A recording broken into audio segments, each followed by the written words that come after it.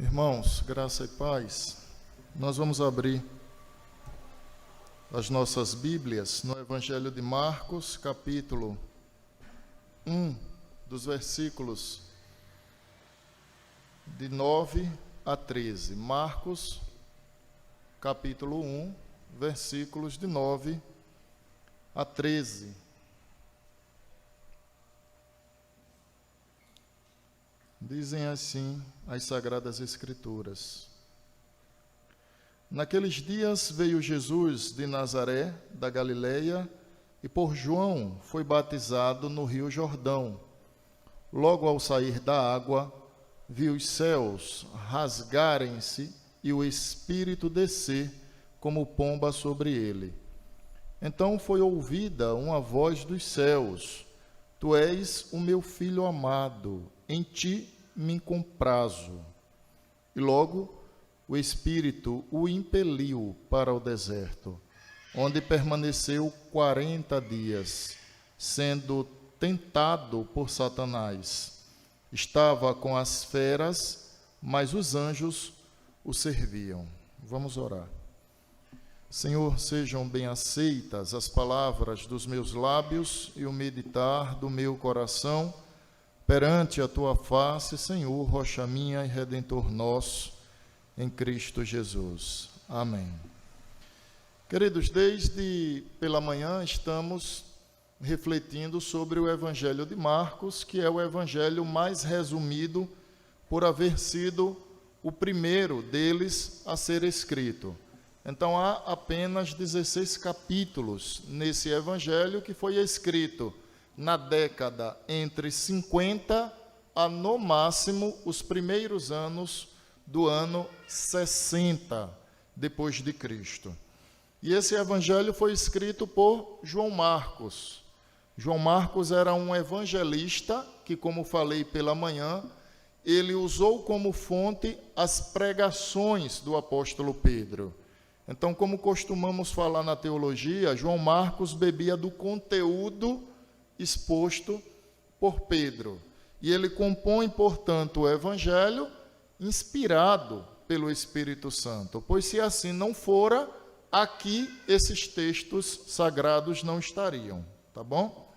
Ou melhor dizendo, aqui esse texto não estaria.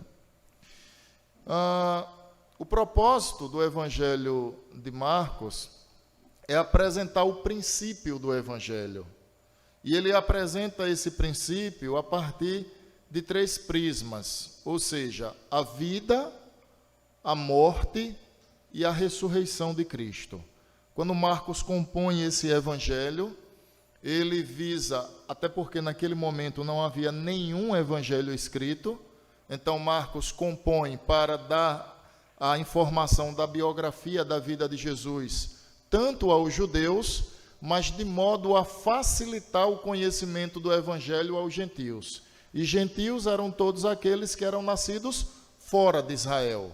Então Marcos, de fato, era um evangelista. Vejam só a sua preocupação. Ele faz o registro daquilo que os judeus presenciaram, e uma vez fazendo o registro, logo isso vira história, fica afirmado, mas ao mesmo tempo, aquilo que outras pessoas não presenciaram, a exemplo daqueles que estavam fora de Jerusalém, fora de Israel, passariam, portanto, a ter acesso a esse homem, esse nazareno, chamado Jesus Cristo. De fato, nós temos um evangelista, nós temos um homem preocupado com a proclamação do evangelho. Então ele compõe o seu evangelho a partir desse prisma, ou seja, narrar a vida, morte e ressurreição, vislumbrando o registro do evangelho para os judeus, mas também dar conhecimento aos que eram de fora de Israel. Nesse texto, irmãos, nós vemos 2 momentos muito importantes na vida do Senhor Jesus, sobretudo porque há um marco do início do seu ministério. Pela manhã nós vimos que Marcos apresentou no versículo 1 o princípio do Evangelho, João Batista enquanto precursor de Jesus, ou seja, aquele que antecedeu o Cristo, preparando a sociedade, trazendo a mensagem, chamando ao arrependimento, dizendo: eis que o reino de Deus é chegado. Por quê? Porque Cristo já estava presente, encarnado. E vimos também o que João Batista falou sobre esse Cristo: eu não sou digno de desatar-lhe as sandálias dos pés. Eu vos batizo com água, aquele que vem após mim vos batizará com Espírito Santo. Foi isso que nós vimos pela manhã. Observe que até então, nesse evangelho, não temos nenhum registro, nenhuma manifestação da pessoa bendita do Senhor Jesus Cristo. Então, é a partir desse texto que li agora à noite, é que finalmente Marcos apresenta o Senhor Jesus Cristo. E ele apresenta em dois momentos iniciais do seu ministério. Ou seja, nesse momento aqui, irmãos, o Senhor tem por volta de 30 anos de idade. Sabemos que o seu ministério durou em torno de 3 anos, ou seja, ele foi sacrificado aos 33. Temos pouquíssimos registros até esse momento. Apenas Lucas faz o registro de alguns instantes na vida de Jesus, no que diz respeito à sua adolescência e à sua infância. Os outros evangelhos, comumente, eles partem também desse prisma. Pois bem, Jesus, com 30 anos, vive os 2 primeiros marcos, registrado por Marcos, e não estou sendo redundante. O primeiro deles, o seu batismo, narrados dos versículos de 9 a 11. O segundo, a sua tentação, quando ele sofre a tentação, versículos 12 e 13. Há um antagonismo nessa relação. De um lado, o Senhor é batizado, do outro lado, o Senhor é tentado. Temos esse antagonismo, mas naturalmente vou explicar as razões. Pois bem, vamos ao texto. O batismo, versículos de 9 a 11, diz assim: naqueles dias veio Jesus de Nazaré, da cidade a qual ele fora criado, da Galileia, e por João Batista, no Rio Jordão, o Senhor foi batizado. Logo ao sair da água, viu os céus rasgarem-se e o Espírito descendo como pomba sobre ele. Então foi ouvida uma voz dos céus: tu és o meu filho amado, em quem me comprazo. Aqui há 3 explicações para o que está acontecendo. Há 3 situações que precisam ser explicadas. A primeira delas: por que Jesus precisou ser batizado? Essa é a primeira situação. Porque pela manhã eu afirmei que João pregava o arrependimento para o batismo. Então, João batizava aqueles que se arrependiam. Mas Jesus não precisava de arrependimento, porque ele não era pecador. Parece contraditório. Qual a razão, portanto, de Jesus ser batizado, considerando que ele é imaculado? Mas há uma explicação para isso. E a primeira delas consiste no fato de que o Senhor havia anunciado previamente o que ele faria. Nós temos o registro lá no Salmo 2, versículo 7, Isaías 42, versículo 1, mais à frente eu leio esses textos porque eles também dizem respeito à voz do céu que fala sobre o Cristo. A principal razão de Jesus haver sido batizado consiste no fato não dele ser pecador, porque ele não era pecador, ele era imaculado, mas no fato de haver ele se feito pecado em lugar dos eleitos de Deus. 2 Coríntios, capítulo 5, versículo 21. Aquele que não conheceu o pecado, ele o fez pecado por nós, para que nele fôssemos feito justiça de Deus. Então, Jesus não é batizado porque havia herdado o pecado, mas ele se fez pecado em lugar daqueles que foram eleitos por Deus. Mas há outras razões. Jesus, ele é batizado porque nessa ação de batismo em que o Espírito Santo desce sobre ele, e aqui cabe uma segunda pergunta: pastor, se Jesus Cristo é Deus, por que o Espírito Santo desceu sobre ele? Essa é a segunda questão das 3 que fiquei de levantar. Se ele é Deus e o Espírito Santo é Deus, qual a razão do Espírito Santo descer sobre Jesus? Irmãos, enquanto homem, Jesus precisava da capacitação do Espírito Santo. Enquanto Deus, é óbvio que o Espírito de Cristo também é o Cristo, é o Espírito Santo.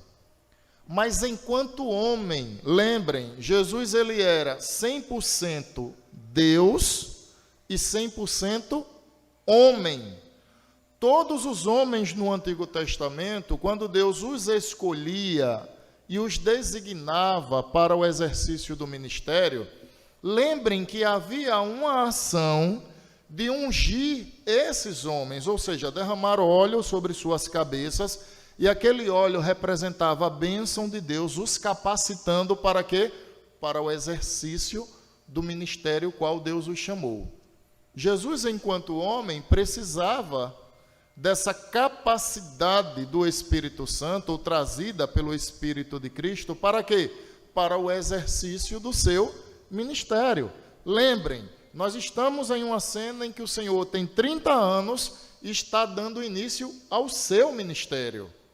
Nada mais pertinente que o Espírito de Deus capacitar aquele nazareno, aquele que é 100% Deus, mas enquanto homem precisa da capacidade de Deus para o exercício ministerial. Então o Espírito Santo ele desce, e nessa descida do Espírito Santo, como em forma de pomba, que simbolizam a ideia de pureza, de ternura, de manifestação da graça de Deus, o Espírito Santo traz essa capacidade para o exercício ministerial daquele homem chamado Jesus Cristo, tá? Mas não apenas isso. Há também cumprimentos de promessas que foram feitas no Antigo Testamento. Por exemplo, Salmo de número 2.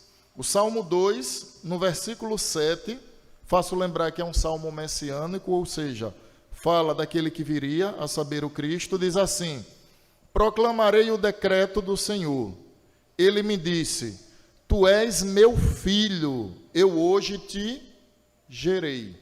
Vejam o que diz Isaías capítulo 40, Isaías capítulo 42, versículo de número 1. Eis aqui o meu servo, a quem sustenho, o meu escolhido, em quem a minha alma se compraz.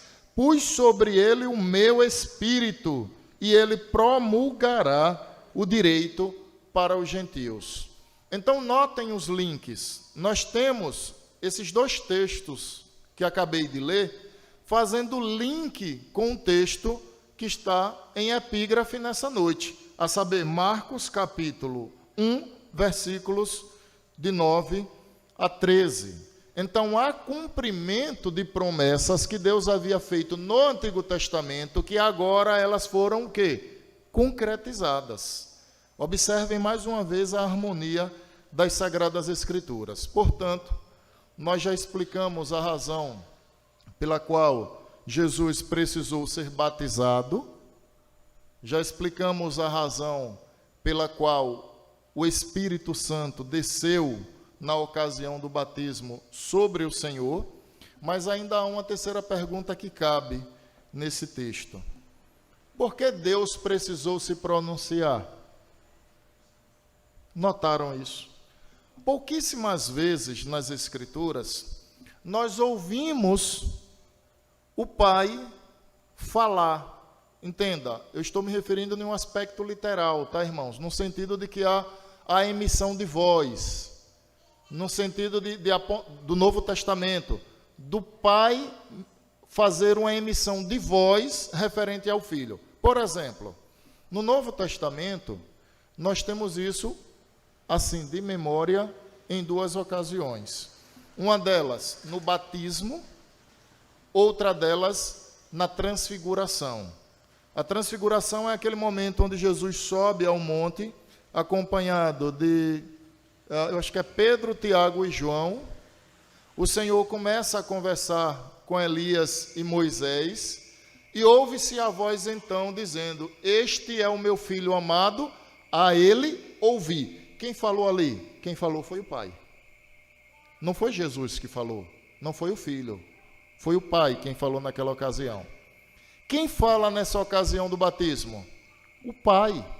Então, em que pese no Antigo Testamento termos uma série de pronunciamentos de Deus, no Novo Testamento, de modo audível, pelo menos de memória, eu me recordo de duas ocasiões em que o Senhor se pronuncia, tá bom? Claro, tem lá o Apocalipse, eu sei, mas eu estou me reportando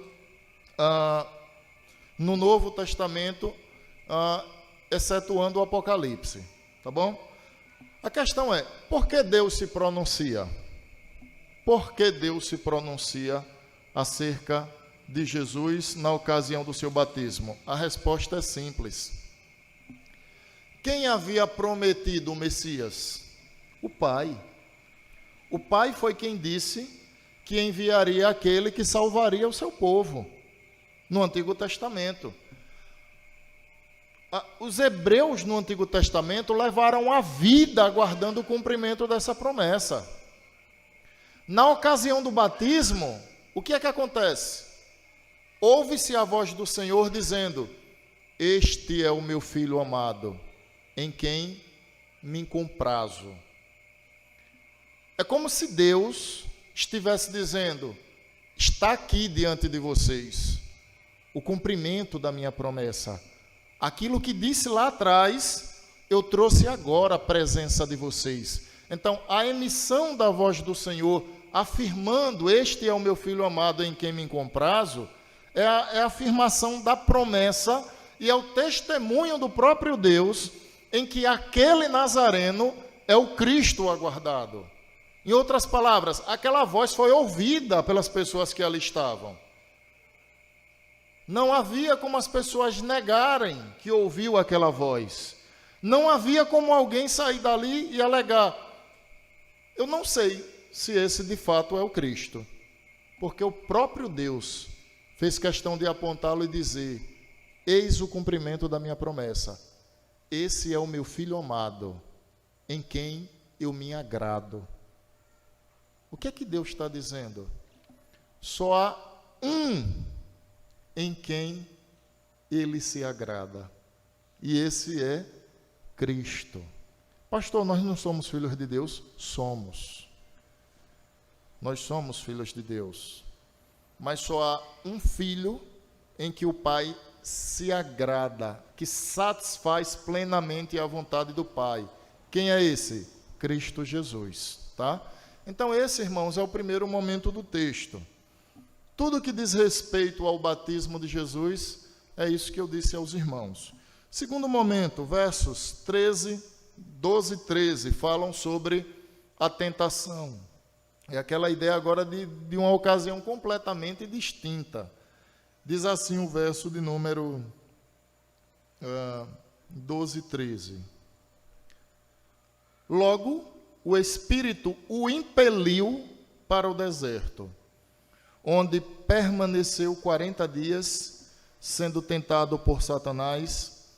Estava com as feras, mas os anjos o serviam.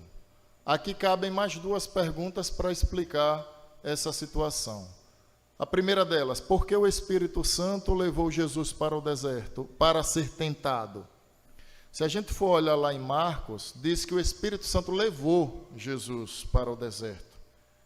Ora, Tiago 1,12, se não me falha a memória, diz assim: Deus não pode ser tentado e Ele mesmo a ninguém tenta.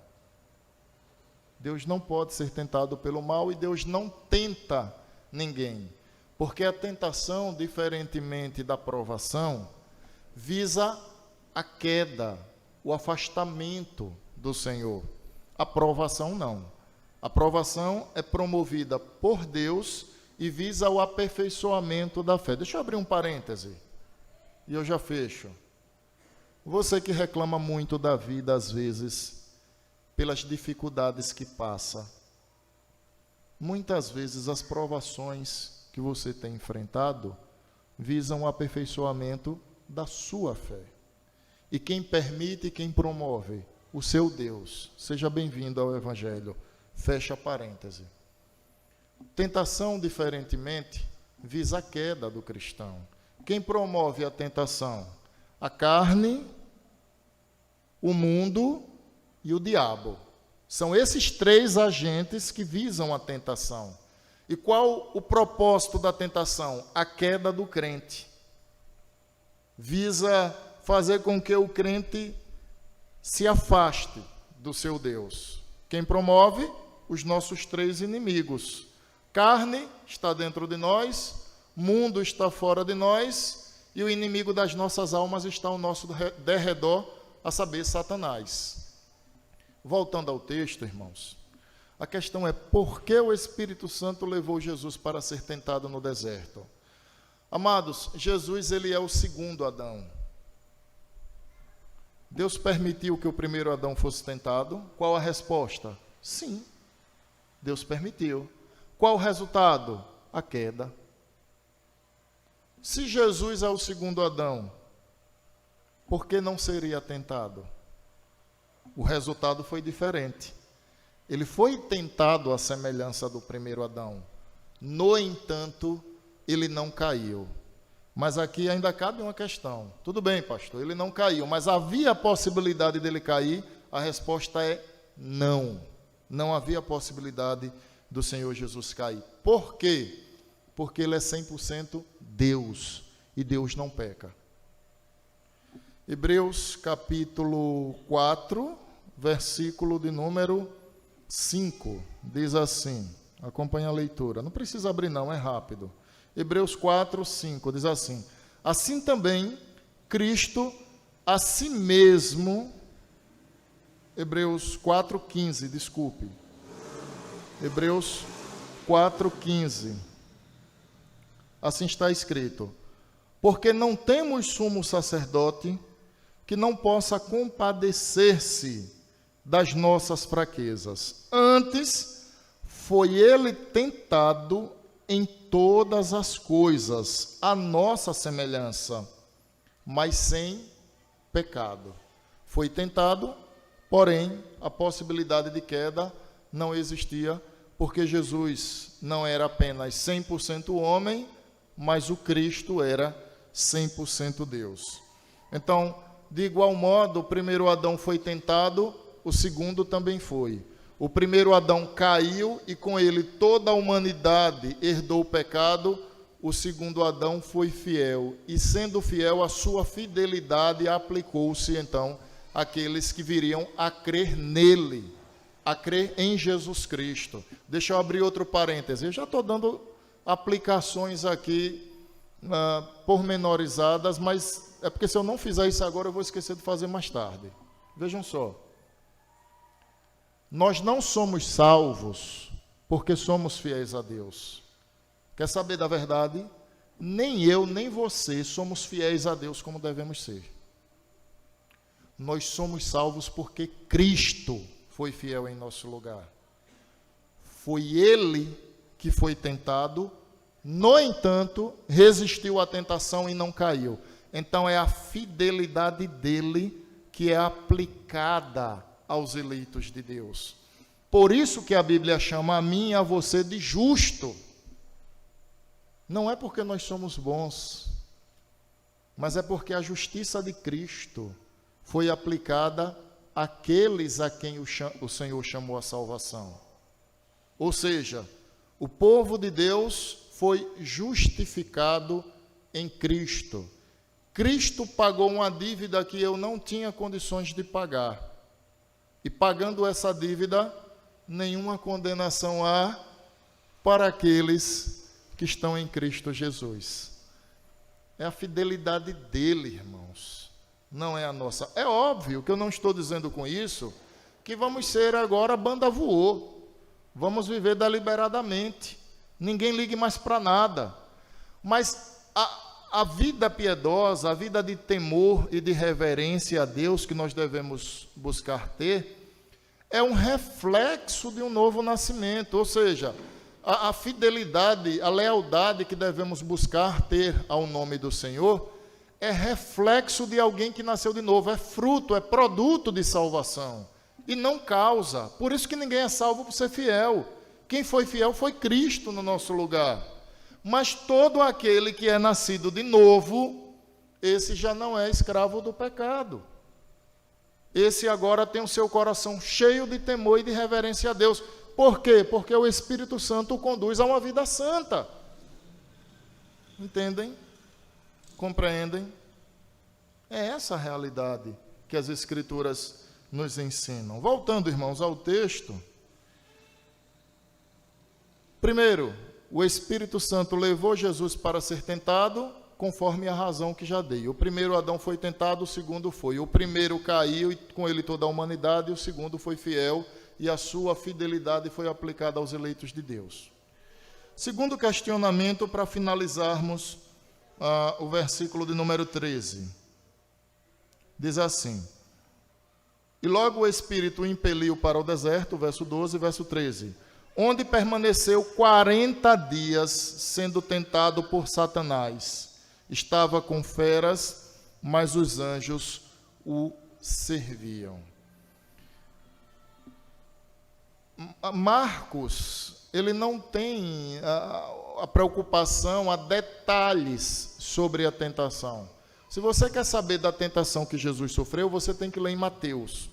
Lá, Mateus apresenta as 3 etapas da tentação que Satanás promoveu à vida de Jesus. Marcos apenas faz questão de mencionar e traz inclusive figuras que não encontramos em Marcos, como por exemplo, dizer que Jesus estava cercado de feras, mas os anjos o serviam. Feras por uma razão natural. Hoje nós não encontramos animais selvagens naquela região da Palestina com tanta frequência. Hoje nós temos as cidades, os centros urbanos. Naquela ocasião isso não se aplicava. Então o fato de Jesus estar no deserto, Jesus estava exposto a animais selvagens, inclusive leões e feras. Mas Deus o protegia com anjos que o cercavam para guardá-lo, pois o propósito necessariamente não era que Jesus corresse o risco de ser prejudicado ou sofrer algum dano em razão de uma fera do deserto, mas o propósito era que o Senhor fosse tentado e fosse fiel como ele foi, em razão de ser ele Deus, em lugar dos eleitos de Deus. Esse era o propósito. Irmãos, quais são as lições que tiramos para a nossa vida? A primeira delas é amar mais a Cristo. A gente costuma ser grato com pessoas que nos fazem favores. E quanto maior o favor, maior a gratidão. Deixa eu dar um exemplo, espero não precisar chorar nem me emocionar. Quando meu pai faleceu, eu lembro de uma palavra do meu irmão, até hoje ele não sabe, talvez se ele assistir essa mensagem, ele vai saber, mas que muito me emocionou, e eu contive as lágrimas diante dele. Ele disse assim: rapaz, se fosse um rim, eu pediria para o médico me abrir, retirar um rim e dar para meu pai. Mas um coração é um único órgão. Eu não tinha como dar o meu coração a ele. Está percebendo o amor? Você se permitir um médico abrir você para tirar um órgão por amor a alguém. Ele sabia que ele não podia dar o coração. Porque se ele desse o coração, ele ficaria sem vida. A grande questão é que o favor que Deus nos fez foi dar a vida por nós. Ele não deu um coração, ele não deu um rim, ele não entregou uma córnea, ele deu seu filho. Quando um cristão reconhece o tamanho do favor de Deus, a consequência na vida cristã é um amor acentuado, um amor que transcende o amor que há por si próprio. Ou seja, já não estou falando de um amor convencional, estou falando de adoração. Porque adoração é amar alguém mais do que amamos a nós mesmos.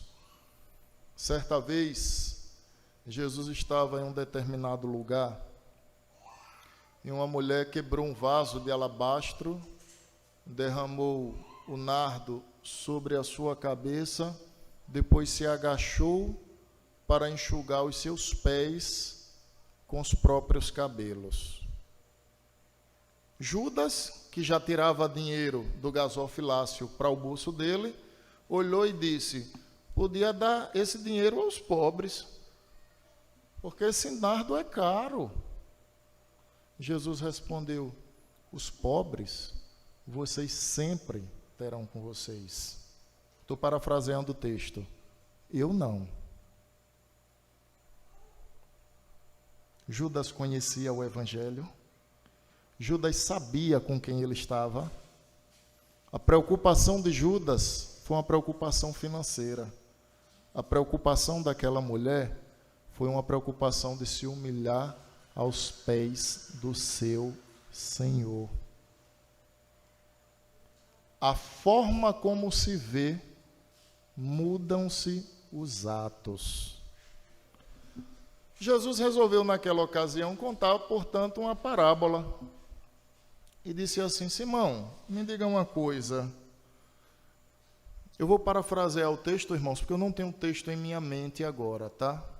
Então desconsidere se de repente houver algum lapso na minha informação, por favor. Jesus disse: Simão, me diga uma coisa. Imagine você que um senhor tinha 2 servos. Um deles devia, vou citar em termos de moedas de hoje, um deles devia R$50 e o outro devia 10.000. O Senhor chamou os 2 e disse assim: ambos estão perdoados. Simão, qual dos 2 amará mais esse Senhor? Pergunta do Senhor Jesus. Simão respondeu: bom, suponho que aquele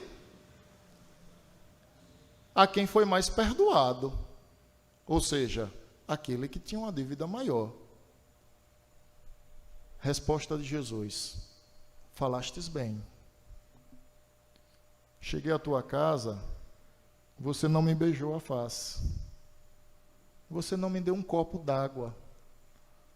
Essa mulher comprou nardo puro, derramou sobre a minha cabeça, enxuga os meus pés com os próprios cabelos. Conceitos corretos levam a atitudes corretas. Aquela mulher sabia o grau do seu pecado e a superioridade do perdão que Cristo estava lhe oferecendo. Simão também era pecador,